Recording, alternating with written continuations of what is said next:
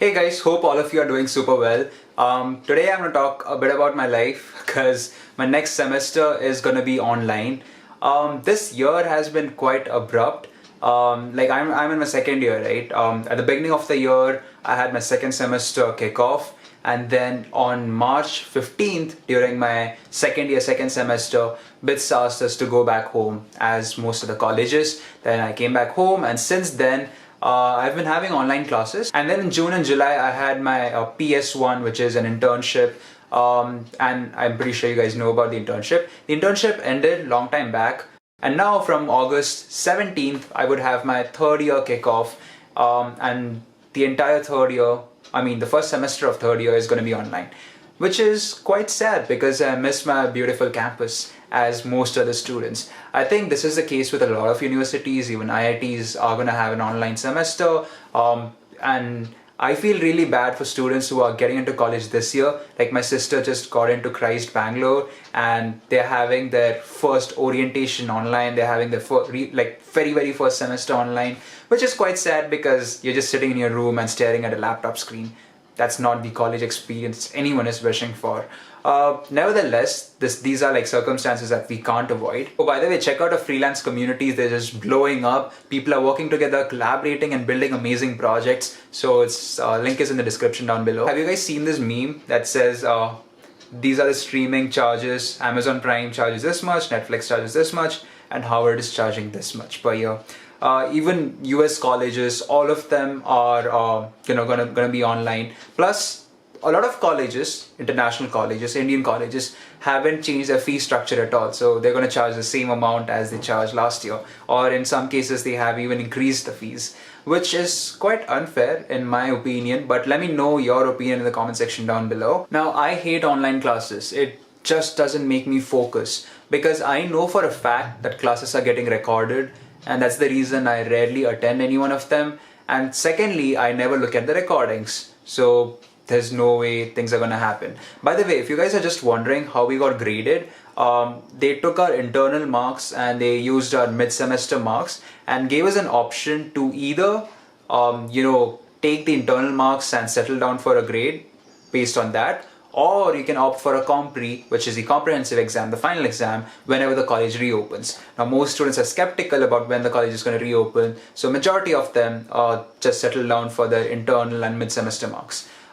In my case, I think I did fairly well for some reason, but I did not opt for compre because at this point I've forgotten every single thing I learned in my last semester. So if you take an exam right now, I'm gonna get a 0 for sure. So why would I ever opt for a comprehensive exam? So for a lazy person who doesn't like to study, that was the perfect choice and I settled down for it. Next semester is going to be online and I'm pretty sure I'm going to bomb that semester because I'll be on Coursera or I'll be on YouTube. I'll be doing the most random things ever and I don't think I'm going to focus on lectures at all. So good luck for next semester. Also, I'm not sure how exams are going to be conducted. There's a company called Wheelbox which does online proctoring apparently using AI. What it does is it asks you to like turn on your camera, then it asks you to take your phone, do a 360-degree capturing, see if like someone's there around, and I think it also records your screen. So this way it just eliminates all possibility of you cheating in an exam.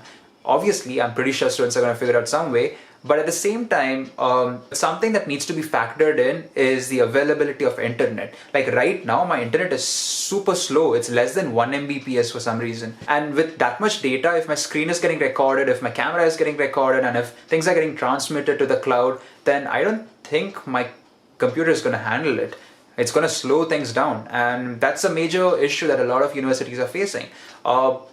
Especially tier 2 and tier 3 colleges, right? People live in super remote areas with very less internet connectivity, and in those cases doing an exam isn't practically possible. But at the same time, I think online semesters is going to open up a whole new avenue of education for you guys, because right now a lot of students are at home and they're wondering what to do. So my point is, now is the right time to do what you love. Devansh and I, we have started so many communities together. We started a BitSat community which has more than 3,000 students. We started an app called bitsat.ml. Then we formed a lot of freelancing communities where people are learning copywriting, web development, graphic designing, and a lot of other things. You can join one of these groups and get to learn an actual skill, right? Which might be useful out there in the industry. So now is the right time to do things that you love. If you want to start up, go out there, start up. If you want to start a YouTube channel, go out there, start a YouTube channel, and do things that otherwise would have taken up a lot of your time. Now is the right time to upskill yourselves. Go do that Coursera course that you were willing to do long time back. Go do that Udemy course, whatever you want to, just go out there and do it. It's always said that during a recession, this is not exactly a recession, but it's kind of a downturn in the economy. So it's usually said that during a downturn, a lot of great companies are formed and the economy just revives. So I'm not saying go out there and start up, maybe you can, but you can spot a lot of opportunities. Like be out there on social media, be there on Twitter, be there on LinkedIn, be there on Google News and see how patterns are changing. What are the trends that are changing? How is human behavior changing? Once you're able to spot a good change, you can capitalize on it, right? So if on Twitter, if you're noticing that, hey, a lot of people are planning to build COVID trackers, a lot of companies are wanting to build COVID trackers. You can go to one of those companies and be like, hey, I'll build a COVID tracker for your employees. Your employees can, use this COVID tracker to keep track of how many COVID cases are there in the company or stuff like that. So my point is you need to spot demand. This is something I talked about in the recent newsletter as well.